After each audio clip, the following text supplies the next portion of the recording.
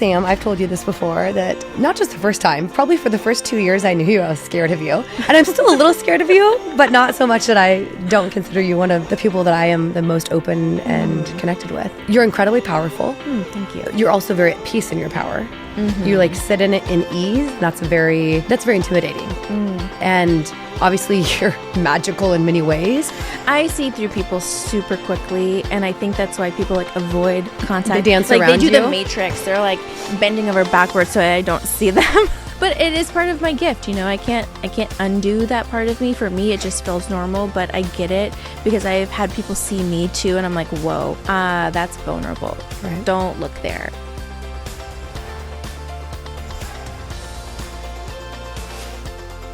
So, Sam, I've told you this before, that not just the first time, probably for the first 2 years I knew you, I was scared of you. I get it because I've had people see me too, and I'm like, whoa, that's vulnerable. Right. Don't look there. So I get that.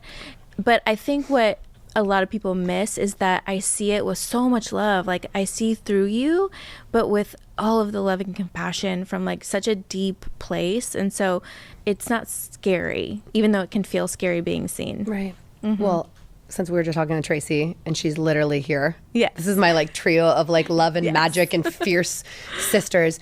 You're an Enneagram 847. Yeah. And so the 7, the thing that I think we have in common is we both love life and we don't judge because we don't want to be judged. Oh, totally. Right? So that's what I feel from you is like, I think people are afraid of being judged, but if they get to know you past that wall that they put up themselves, is like knowing that you're not judging at all. Not at all. I'm more so like curious. Like a good 7, right? Like good 7. I'm curious about life. I'm curious about like, ooh, why did you make that choice? Not from a judgment, but like, I'm so fascinated. How did you get there? Because I want to know. And a lot of that, well, we're going to talk about is your background, which brought you into therapy. Yes. Or I should say, brought you into becoming a therapist, not just into therapy. Well, that too. Many of us are in therapy or have been. I want to talk about the first time I actually met you, though, because I don't even know where the first initial, like, I feel like we danced around each other on social media. Yes. And I was like, we knew a lot of people in common. And then I booked you for my first in-person mastermind retreat to come in and do sound bowls. And I don't think we'd actually ever met. We met. Where did we meet? At Alt Summit in 2020. That's right. We were at a fashion show together. I totally forgot. Yes. Okay. So we were at Alt Summit. Yes. We were in a fashion show, and I was super I was very magnetized by your style, which has not changed at all. Right. And I was like, and I think it was in the hallway. And I was like, I'm really drawn to you, and I feel like I need to know you. You're like, I need you on my podcast. That's 4 years later. I love it. Oh my God. I totally forgot. That's so wild. Well, and by the way, that was March of 2020. That was literally the week everything shut down. The week. We got back and everything shut down. So then it was May of 2022 in Savannah at my retreat. Yes. And it was the first time I'd seen you do the bowls and obviously heard you. And I just remember that experience. And again, I think had I ever done sound bowl healing before? I don't think I had. You did the bowls, and by the way, I was facilitating. I mean, you were facilitating, but it was my retreat. Right.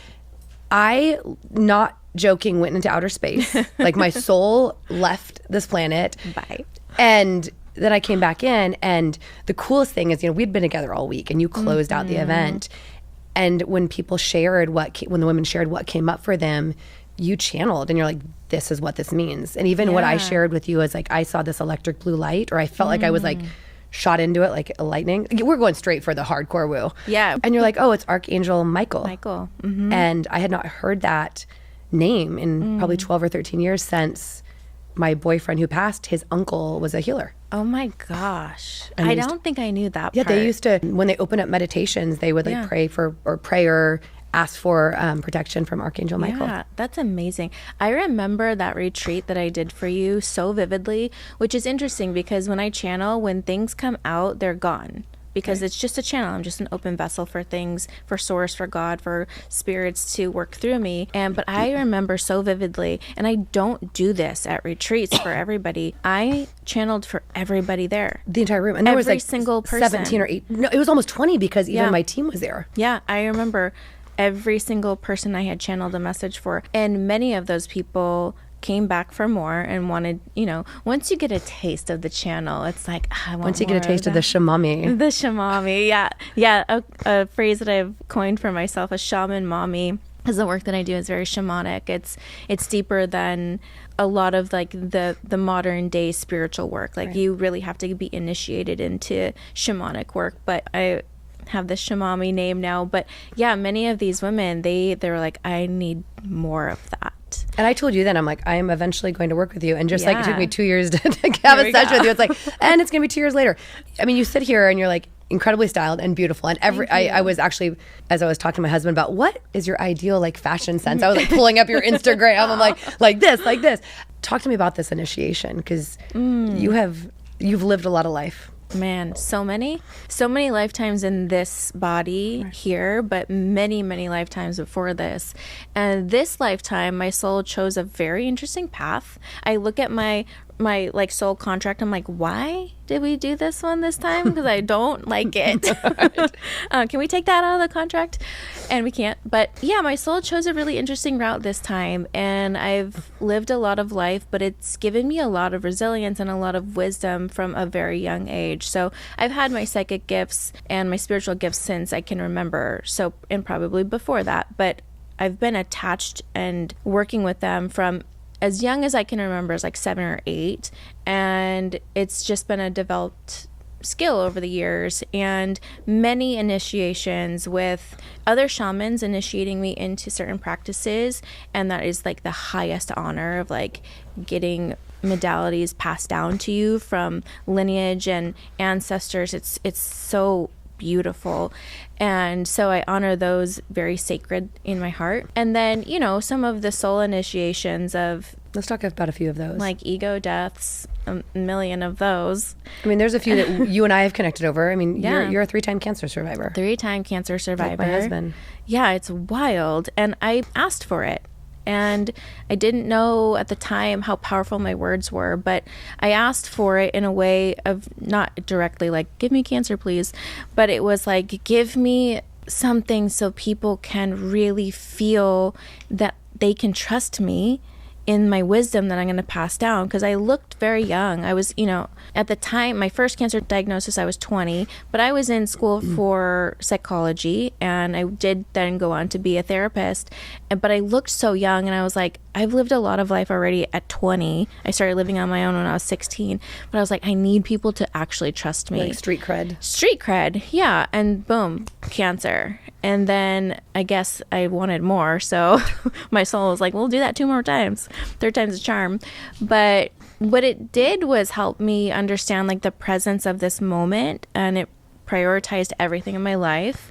And what I thought was important is not important at all. I'm so at peace, right? So you're talking about like me being really peaceful in my presence, and I am so incredibly peaceful in my presence because I've been toe to toe with death. And you learn so much about yourself in those moments, and you surrender so much. And I think a lot of people confuse surrender with letting go, and they're very different. Like you can let go of something, but when you truly surrender and your soul is open and available for something to come in, that's when the true power comes into the soul. It's true. You are power and peace, which are so rarely seen together. Thank you. Now, some other initiations. You have a beautiful, wise, not so little boy.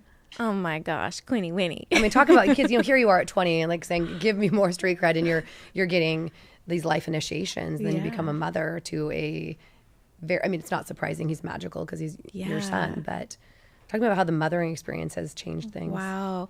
Because your son and my son, I mean, they need to meet. They do. Oh my gosh, they're going to geek out on baseball together. It's going to be so cute. So Quinn, he's 11, and he is shamanic, but not from things that I've given him. He came into this world shamanic. When he was 4, we were driving in the car. He's in the back, and I'm looking in the rearview mirror. He's talking to me, and he goes, "Mommy, I can see with my 3 eyes." I'm like, "Oh yeah? Tell me about that." And he goes, "My 2 eyes and this one." And I wasn't talking about that kind of stuff in front of him at that time. And I was like, yes. He's like, the third one. And I'm like, oh my gosh, how does this boy know this? And in that same conversation, he said, and I'm your spirit guide. And I literally had to pull my car over. I'm going to cry right now. I had to pull my car over. I literally, and I got out of my car and I went to the back and I opened the door and I said, what did you say? He goes, yeah, I'm your spirit guide. And I was like, yep. And from that moment on, I'm like getting emotional. That moment on, I'm like, this boy is going to teach me so much. And he has. He's taught me how to be present. And he's like super chill. And when I'm getting all activated in my Enneagram 8 Aries fireness, he'll say something so sly. And I'm like, okay. He's the disarmer. Totally. Yeah. Oh, he is. I don't know if I told you, though, I know we're going to talk about an aura session I had, and because you just mentioned my aura color, which I was like, how do you? Oh, of course you see it. Luca's, I feel the same way. You know, he's almost 9, and I had done this aura session. It was like a soul session where I spoke to my superconscious, and even though I'm certified in Reiki twice, I've never really studied the auras at all. I'm like, I could kind of guess, but and so his was white, mine was gold, my husband's was blue, and my daughter's was pinkish red. I could see them, and then I had to chat GPT later, asking chat GPT, what does this mean? Right.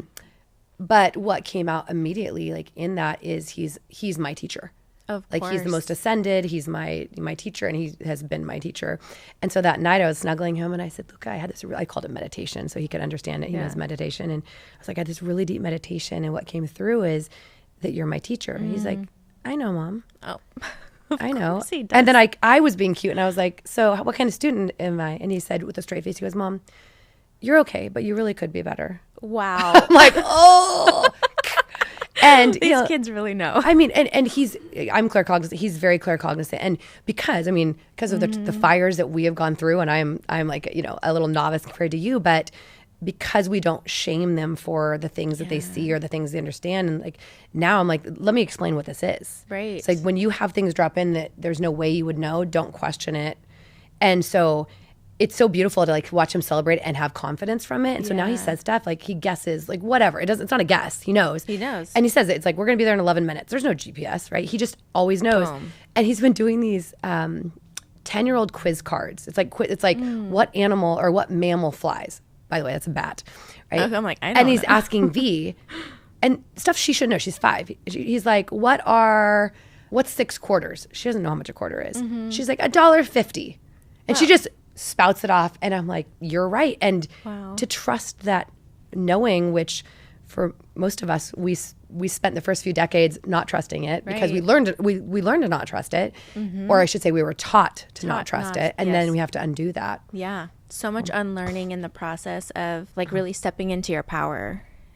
I think for us, for the kids, and with parents who are awake and open to exploring what that means and not scared of it, it's such a blessing for them and a blessing for us to see how the magic works through them. Like I look at Quinn all the time and I'm like, oh my gosh, if I had even a little bit of acceptance from my parents when I was his age, like I would be a totally different person, which who knows who I would be now. Then you wouldn't be Quinn's mom though. Right, so. Exactly. So like I'm grateful for the path, but I'm so excited to see who he becomes and how he uses this gift. I ask him all the time. I'm like, so do you want to do spiritual work when you grow up? And he's like, no. He's like, because he's already doing it. It's just he's who like, he is. Exactly. It's what he does. It won't be He's his like, vocation, but he'll be doing it. Yeah. He's like, I think it'll get boring. I'm like, it would never. It would never get boring. But like, okay. So cool. Vivi, I do occasionally do Reiki on the kids. Yeah. And Luca's usually like, I don't know, let me check in with my energy. Oh no, my I don't think I gosh. need it right now. That's a big thing. That's so good. His first time he walked home or he walked to school, and I was like, oh my God, he's in 2nd grade, he's walking to school. Yeah. And we asked him that afternoon, we're like, do you want to walk home? He'd walk there. Yeah. And he's like, let me check in with my body. And he's like, Oh my gosh. my body says not yet. I'm Wow. like, God. But Vivi, she's like, let me do some magic on you. And she fully activated me. I was like, apparently you didn't need to be, you didn't need 2 Reiki certifications like I did to do this. No, She she just came like, through you. You already yeah, had it. So That's true, yeah. it's in the bloodline. wild. Yeah. So you're a therapist. I mean, once a therapist, right? You still use Once a parts of that. therapist, always a therapist. And you I weren't can't just a unknow. therapist like sitting doing family and marriage counseling in a nice cushy office. Where were you working with people? I was working in the prisons. I was working in the jails. I was subpoenaed to court, Superior Court, as an expert clinician. What drew you to that? I mean, was it wild. just something you had to like do a shift in and you stayed on it, or like what? You know, You're like, let's just go for the master's level and like not go through high school. yeah, a little bit, honestly. It was a bit strategic. So when I was in my master's program, you have to go through an internship. And there was a particular group, a demographic that nobody wanted to work with. And so my proctor asked who would be willing to work with sex offenders. And not a single person raised their hand, of course. And I sat there and I thought about it for a second. And I said, you know what? If I can work with this demographic who has the most barriers and restrictions under supervision, the most supervision I'll ever have in my career, and learn these skills now, I'm going to work with the hardest demographic. So I'll be so easily headhunted after this. I could get any job I want. And so I'm like, I'll do it. And I loved it. Wow. And I was damn good at it. Heart. It's not for the faint of heart, and it is for a particular type of person who can see through people without judgment and just see things for the purity of what it is without getting it entangled in emotional judgment, projection, all of the things. And many people have their own stories, you know, and it would not be easy to work. Because every perpetrator is a victim at some point, right? That's not actually true. No. The statistics are much lower for that. That's a whole nother podcast. Okay, well, but, we won't go off that road right now. yeah, but Okay. the statistics are much lower. But full story is that I strategically went into that because I knew that I would be able to do any work. Right. And honestly, I was able to do any work after that, because then the traumas that I was working with after as a more specific trauma therapist, that was easy breezy. I'm like, oh, I can get through this. Right. And then I was working with substance abuse, domestic violence. I've like done the whole battery of areas, and Forged by fire. yeah, exactly. I'm like, I got this. And now the work that I do now, I'm like, this is You're like, this is dessert. This easy is play. breezy, you guys. Like, I'm helping entrepreneurs ascend to the next level of their energetic being. Right. This is literally the playground. Yeah. Yeah, it's so much fun. Well, okay. So let's talk about I Rise, You Rise. I Rise. Oh my gosh. Yeah, I love this. Because you actually. did this as a keynote before Sound Bowl Healing at my event in September. Yeah. And I didn't know the story. And I knew you say this, but I'm like, I don't know what that means. Where it all originated. Yeah, where did it come from? Yeah, so after therapy, I went and worked because there was a stopping point for that kind of work. Like, I needed to be done. Right. I retired from that. And then I worked at a nonprofit relief and development organization, and I worked as a crisis interventionist there for all of the C-suite who would go to third world countries, and they would come home and need to be reintegrated back into community. And I had gotten 2 promotions very quickly, and then this position that was literally written in the stars for me. And I was like, this is mine. And I applied for it. I actually went into the CEO's office and I was like, don't even post this. This is mine. We all know this is mine. And he was like, we have to do the bureaucratic thing. So I was like so solid, certain, like, this is mine. And I was even telling people like, oh, my next promotion's coming. Like, just wait. I'm just waiting for the call. And so I get a call from HR and I go in, and the woman's giving me all these accolades. And I was like the first woman in this organization to give a specific type of sermon. It was a Christian organization, and they didn't really have women do this very frequently. And so all these accolades, and then the energy shifts. And she goes, and we cannot give you the promotion because you're rising too fast. And I was like, what? In shock, right? Like, how? She's like, you interviewed very well. Everybody loved you. This is a great position for you. You're a great fit. You're the only one in the organization who fits the requirements. But we would have a lot of questions to answer if we gave this to you 6 months after we gave you 2 more promotions. And I was like, go ahead and answer the questions. Go ahead. Do the thing that's right for the organization. Right. Really. And they chose a different route, which thank God, because that is what ultimately pushed me out, because I was like, there's not going to be a single person who's ever going to tell me I'm rising too fast. And then I went on to like really dive deep into my coaching. And that's where the phrase, I rise, you rise, was developed, because I am going to rise. I will always continue to rise. You better believe it. And when I am doing it, I want to be an example for other people to watch and be like, you can do it too. Come on, is what's possible. Let's go. Yes, all of us. There's room for all of us. I have chills like talking about this. It's so powerful. So that's where it came from, and it's not going anywhere anytime soon. Well, let's talk about, I mean, I know you're humble and like chill about it, but some of the things that you do, I mean, you were at an event and it wasn't like you were opening, like you were multiple days at an event on stage with Gabby Bernstein. Yeah. I mean, and you've done private sessions in homes of people that you probably can't even mention. Yeah. I thank you, for one, for bringing that up. I mean, 7 of me is going to cheer my friend on. Yeah. This year has been really expansive and really, really amazing. And I feel like all of the hard work that I've done leading up to this point, like here's the fruit of like some really hard labor. So it didn't just happen overnight, but yeah, I've had the honor and the pleasure of gracing the same stages as really amazing people. I had like a short little mini moment with Roddy Devlukia and then Gabby Bernstein, and I've been on some really big podcasts, this one included, and yeah, worked with celebrity clients, and that was my goal. My goal has always been to be working with people who have large platforms, not for clout, but for the ripple effect, that if I can have an impact here and we can shift some consciousness and awareness and awakening and move the energetics through there, that it is inevitable that the influence will be passed down. And so my goal is, how much impact can I have in my lifetime that I have here? And so I feel like I'm like really making some waves right now, and it feels really good. So I have 2 questions, and I'll ask them both, and you can decide which you want to answer in what order. Okay. So one is, obviously we're talking about a lot of, in spirituality and energetics. And so I do want to know, like, what does that actually look like? And I know you are not like constrictive framework, because you have all of these different tools. That's number one. The second is, I've watched like mutual friends of ours that have worked with you that have done things that don't seem possible in their businesses. And they're straight up like, this is a reflection of the work I have done with Sam and the capacity to hold expansion and hard things, because as we get bigger, more visible, bigger goals, bigger businesses, teams, like the harder things get. Right. It does. So how does that work? Okay, so let's talk about the energetics first, and I think that will kind of weave into how that really helps build some business too. The energetics is everything, right? Like, and I think people are finally starting to catch wave of how important energetics is. But on a very simple level, you can walk into a room and you can feel if there is tension in the room. Like, you can cut it with a knife and you're like, oof, I don't want to be in this room.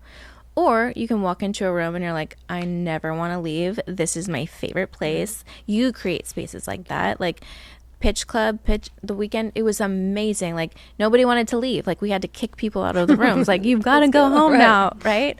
And so there's energetics behind that. And it does come from a place of knowing thyself and standing firm in that, regardless of what's going on around you. And so I think that's where a lot of people kind of get messed up, is that they let the environment sway them rather than being the anchor in an environment to hold it steady. What is it, to be the thermostat, not the thermometer? Exactly. Right? Yeah. But I'll even say for me, and I thank you for that, I do feel like when I create rooms, it's magical. And like, I know tonight when we go to dinner and have our slumber party in our hotel room, like, it's going to be super fun. And I also know that, like, sometimes I come back and my husband's like, you're drained or you're this. Like, it's about having the muscle, the energetic muscle to create that all of the time, or whatever the amount of time that is humanly reasonable as an energetic being. Right. Expansion takes time, and it takes reps, and it takes data points. And I think people do it once and they're like, I did it, and then they burn out. Well, you have to build the resilience energetically to be able to sustain. I'm learning this now. Like, this is a really big stretchy year for me. And I finally came off of like a 4-day event, not exhausted for the first time ever in years. And I was like, I did it. And you're someone that has so many tools. And I mean, you've got the energetic, the spiritual tools. You've got medicinal tools. You've got biohacking tools. I do it all. Right. I do it all. And I'm finally at a point where I'm like, oh, I could do a 4-day event, come home, get back on with client calls, do another event, do it fly. Here we go. And here by we the way, go, all while the not things. disrupting your nervous system or your adrenals, then I'm chill. I'm like so good. But it literally took so many years to figure this out. But I'm glad that I know so that I can teach this a little bit more nuanced, because there's a lot of coaches out there who teach energetics, who teach really basic things, and that's great for the novice people coming in.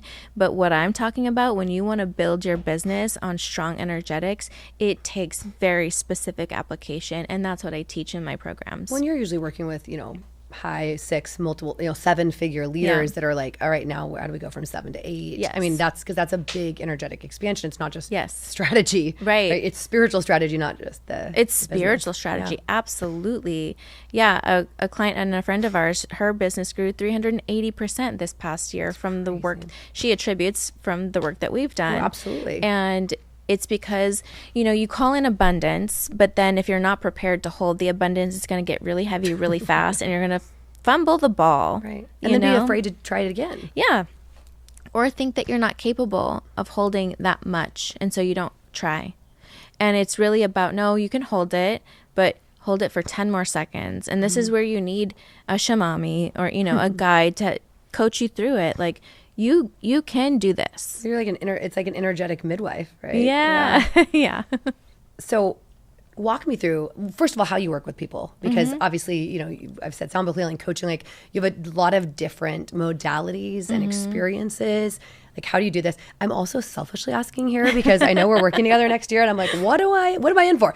I don't need to know. You can surprise me as an Enneagram 7. However, I still would love to. Yeah, so there's 3 different ways that you can work with me. Rise being like the top tier, Phoenix, which is like my mid-level, and then my sound healing, which a lot of people come in through sound healing and they're like, wait a second. What's behind all of this? Because it's so undeniable. The thing is you don't need to know anything. No. You just show up and it happens. And here's the beautiful thing and the triggering thing about sound bowls. I always say this, you can't bullshit the bowls. You can bullshit me, you can bullshit you, yourself, but you can't bullshit frequency. It's going to meet you right where you're at, and it's going to rock you. And then it's like, what do I do after I get rocked? Well, then you come, let's work together. So Rise, let's talk about Rise, because that's my favorite. That's like my little baby. It's a year program, and we work with energetics, with strategy, with a lot of different modalities for healing and energetics. And it's one-on-one coaching with me. I don't do any group coaching right now, although I think that's probably going to have to come in at some point very soon. The wait list is going to get too long. The wait list is waiting. But it's one-on-one work, and so it's very individualized for the person depending on the phase and the season that you're in spiritually. And so it's like really growing that spiritual connection, doing like the spiritual weightlifting to gain strength in that. And then there's a lot of surrender. There's a lot of death and rebirth. And, we were talking with our spiritual brother, Mike, before this about death and rebirth a little bit. And when you're on the brink of knowing, like, I think I'm done with this part of my life. What is next? Chapter. Yeah, identity. Yeah, chapters, careers, whatever it be, that there's a death that comes. And I'm like, this is the perfect place for you to be, because now the rebirth gets to happen, but you get to build from a foundation that is on stable frequency so that you can grow and rise much stronger. Can we talk about something that is really when I always knew I was going to work with you, but when I was like, wow, your capacity to hold. Yes. We talked about May 30th last year. Oh, yeah. Let's talk about it. So, guys, I've never talked about this publicly. Well, I've never talked about it on my podcast. Someone else's audience, I'm like, they may not know me. I don't know. So you have had journeys with you have had a plant medicine experience, and yes. And are very, very experienced there. I had done one with my husband before, facilitated by a psychotherapist. And the second one was with you and a few very close soul sisters. Yeah. And I will say, for anyone out there that has not done plant medicine, don't judge it. By the way, I'm 2.5 years alcohol free. Like, I don't Amazing. I'm like, I've done gummies a few times. They're legal in California. Yeah. But I don't look for anything to affect the way I feel. So this very much was done as a spiritual exploration, with an intention. We reached a point in the evening. It was magical and explorative and expansive, and also like we reached a point. It was after I'd purged. Yeah. And by the way, I literally threw up yesterday, and I know, which I'm like, that doesn't happen often. Got an IV, but I was like, oh my gosh, I need to throw up. And I remember going to the bathroom, and I was like, I'm not going to throw up until I know what I'm throwing up, because I knew it wasn't. Yes, you could say it was like the medicine working, but I was like, there's something that needs to be released here. Right. It was the belief. I realized as soon as I was like sat there, and I was like, oh, it's that I can't win. And I'm like, wait a second, I'm sitting in my dream home. Right. Even though it's in the wrong location, about to move to my dream location with my incredibly supportive husband and my beautiful children. And I'm sitting here with 5 women who love me and see me, and I can be 100% myself. And I have a business I love. I'm like, what about this is not winning? And then I realized it's actually not about winning. Like winning means someone has to lose. And this is all about playing and playing the game. Yes. So I had this huge revelation, which that in itself would have been enough to make the night so worth it, beyond worth it. And then you and I we were in our puppy pile. Yeah, right? That's so cute. We're sitting by the fire. We're like all like, you know, kind of just like chilling out, chatting. And I felt something needing to come out of me. Like, and it wasn't a physical thing. Yeah. Whew. Yeah, I'm like feeling it let already. the energy go. Yeah, I know. Exactly. And I turned to you, and it wasn't just because you were in proximity, because I was like, Sam knows what to do right now. Yeah. And I felt something energetically like come out of me. If I was religious, I would probably say it was like an exorcism of type. Absolutely. That felt like it was so literally coiled into my DNA that this wasn't from this lifetime. Yeah. And I was like, you need to pull this out of me. Yeah. And we both were pulling, and like, and it was powerful. It was powerful. I remember like pulling this like energy from the heart space, and like even the back of the heart. I remember this like really big expanded moment in the body. It was so powerful. And you were throwing it into the fire. Throwing it into the fire. Alchemy, you know, transformation, purification of energy into something new. Energy doesn't go away. It just transforms. And so we're asking for that transformation. And if you have never been in a plant medicine journey, it's really hard to describe like in a very human aspect, because 3D. it just doesn't translate. It's like a different language that doesn't have the same language in English. I'm like, I can't because we're say in 3D it. and we're in a different dimension. If you We will, were, there. but we were also so present. It's not like you're so gone that you don't know what's happening. Like we're talking about it here because we know exactly what happened and we felt it, and it was real. Well, you even felt sick from I it, did. 'cause Yeah, it was I had so to much. clear myself for a little bit after. That was a really deep night. And we did, and that's the shamanic work, right? Like you can be there and you can, you know, be lost in the medicine, or you can do the work. And you chose to do the work. And thank God our souls were like, let's do this. And I helped facilitate some of that work, but that's only because you trusted me enough to go there. And there was energetic consent, right? I'm very, very like serious about spiritual work and ethics and energetic consent, because you can't play around with that. But it was powerful. It was beautiful. And I loved sharing that moment with you. Well, thank you for literally taking out the soul garbage and disposing of it, and you know, holding the space and being a safe, beautiful, supportive soul. I mean, I said, like, I saw you as like, I mean, you are the shamama. You're like the queen and the priestess, and I saw you as that night. I mean, and I see you as it all the time, but like I literally saw you like in that energetic Thank you. place. It was beautiful. And I'm like, oh yeah, we're working together. We're going to close out this year, you know, in all the ways, and open up a new chapter. Yeah. I'm so excited to work together. I'm so excited. It's going to be so good. I'm so excited. And I'm really excited because the other thing, and you don't even know this, well, you know that there's a documentary coming out that I'm in, and it is absolutely in feeling the safety and the visibility that will show up, and also in the vulnerability of how I'm showing up in it. It was supposed to come out in October, and it got delayed, and I was not ready for it in October. Wow. Solely was not ready for it. I was having anxiety and like so stressed out, and I needed to do more work. And I realized there was a big wound of caring what people thought, which I thought I had healed. And I was like, oh no, there's an antechamber to this. Loops right back around. Yep. And I just found out today it's coming out January 30th. Oh, which means the second episode is coming out while we're together in Mexico. Oh my gosh. For my birthday. Like, it's coming out during my birthday. Okay. My crown is literally tingling so crazy right now. Talk about rebirth. Yeah. Seriously. The second episode is going to come out like 3 days before my birthday. And I'm with the two women who I trust the most Yeah. in all of the lives and all of the levels. Thank you, universe. Thank you for this timing. You know, that's actually like the beautiful part of all of this, right? Is like we think we have a plan, we think we know what's going to happen, and really the universe is conspiring for the highest, greatest good for us when we have the most support and when we feel held the most, when we can be safe in this exploration and this growth. And none of it is by accident. It's so beautifully, divinely orchestrated.